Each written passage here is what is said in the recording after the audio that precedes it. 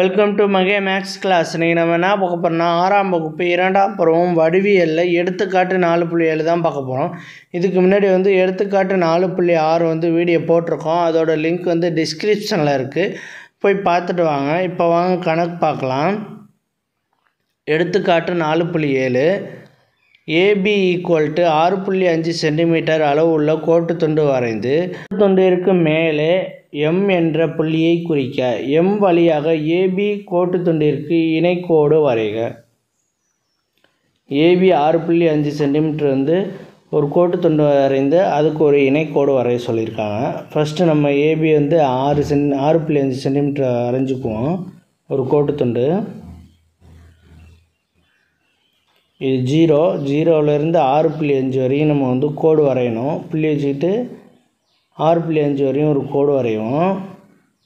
இங்கிட்ட நீட்டி விட்டுக்குவோம். அந்த புள்ளி வச்சுருக்கிறது A, இந்த புள்ளி A, இந்த புள்ளி B. இதுக்கு இணையான ஒரு இணைக்கோடு வரையணும்னு சொல்கிறாங்க. மேலே M என்ற புள்ளியை குறிக்க, இதுக்கு இந்த கோட்டுக்கு ஏதாச்சும் ஒரு மேலே Mங்கிற ஒரு புள்ளியை நான் குறிக்கிறேன். இந்த இடத்துல நான் M1 குறிக்கிறேன். இதுக்கு இணையாக ஒரு கோட்டு துண்டு வரையணும். ஓகேவா? ஸ்கேலை எடுத்து இந்த A புள்ளிக்கு நேராக நான் வச்சுக்கிறேன். A புள்ளிக்கு நேராக வச்சுக்கிட்டேன். அதே இந்த மூளை மட்டம் இருக்குல்ல, மூளை விட்டங்கள், இந்த மூளை விட்டத்தை எடுத்து நான் வைக்கிற ஷேப்பில் வைங்க. கரெக்டாக இந்த ஷேப்பில் வச்சுக்கிட்டு அப்படியே மேலே நவுத்திக்கிட்டே போங்க. அப்படியே மேலே நவுத்திக்கிட்டே போய் அந்த புள்ளிக்கு நேராக வைங்க. புள்ளிக்கு நேராக வச்சுக்கிட்டு அதை அழுத்தி பிடிச்சிக்கிட்டு பென்சில் எடுத்துக்கிட்டு டைரெக்டாக அப்படியே ஒரு கோடு போடுங்க. டைரெக்டாக அப்படியே ஒரு கோடு போடுங்க. நேராக போடுங்க. எனக்கு கோணல் ஆயிடுச்சு. இப்போ நான் அழைச்சிட்டு திருப்பியும் போடுறேன். அந்த புள்ளிக்கு நேராக போடுங்க கோடு. ஸ்கேலை நவுத்தாமல் அந்த புள்ளிக்கு நேராக வச்சுட்டு ஸ்ட்ரைட்டாக ஒரு கோடு போட்டுருங்க. ஸ்ட்ரைட்டாக கோடு போட்டால் அவ்வளோதான். இந்த புள்ளி M,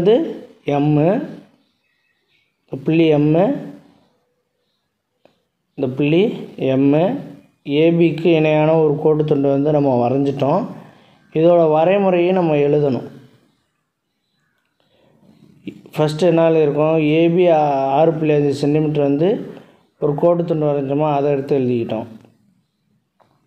ஏபி ஒரு கோட்டு துண்டு வரைஞ்சிட்டு அதுக்கப்புறம் அது மேலே ஒரு எம்ங்கிற புள்ளியை குறித்து அதுக்கு இணையாக ஒரு கோட்டு துண்டு வரைஞ்சிருக்கோம். இது எதுக்கு இணையாக இருக்குன்னா ஏபிக்கு அது இணையாக இருக்குது. ஏபிக்கு எம்ங்கிற புள்ளி இணையாக இருக்குது. ஏபிக்கு எம்ங்கிற புள்ளி இணையாக இருக்குது. இந்த எம்ங்கிற புள்ளி இங்கே ஒரு புள்ளி வரும். இந்த இடத்துல என்னன்னு ஒரு புள்ளி வச்சுக்கிறோம்.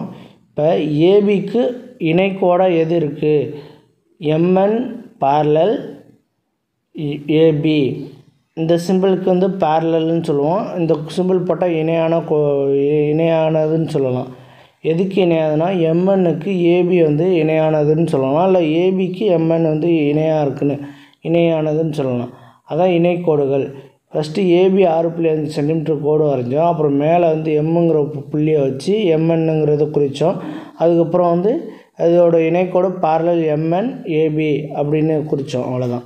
இந்த வீடியோ பிடிச்சிருந்தா லைக் பண்ணுங்கள், கமெண்ட் பண்ணுங்கள், ஷேர் பண்ணுங்கள், சப்ஸ்கிரைப் பண்ணுங்கள். அந்த பெல் பட்டனையும்